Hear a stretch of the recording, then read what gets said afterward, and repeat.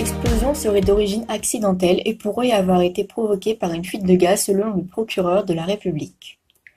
Les pompiers se trouvaient déjà rue Trévis pour tenter d'éteindre un incendie lorsque l'explosion a eu lieu. Le ministère des Affaires étrangères espagnol a annoncé le décès d'une ressortissante espagnole dans l'explosion. Cette femme vient de mourir à l'hôpital selon le ministère qui a précisé qu'un autre ressortissant espagnol avait été blessé. L'Espagnol, tué dans l'explosion, dont le ministère n'a pas divulgué l'identité, faisait du tourisme dans la capitale française avec son mari qui lui n'a pas été blessé. 2 sapeurs-pompiers sont décédés.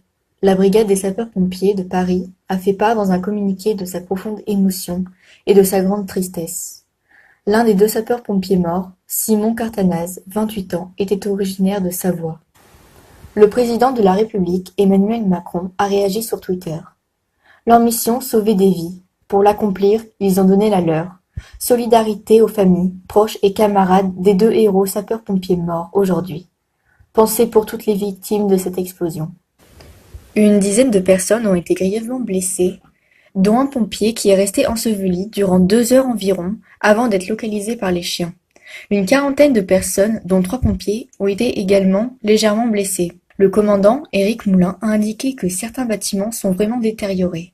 Dans la rue dévastée, une boulangerie et un restaurant au rez-de-chaussée ont été totalement détruits. Des immeubles ont eu les fenêtres soufflées, des voitures ont été retournées, détruites, calcinées, témoignant de la force de l'explosion. L'onde de choc particulièrement violente s'est propagée dans les 4 rues adjacentes sur environ 100 mètres.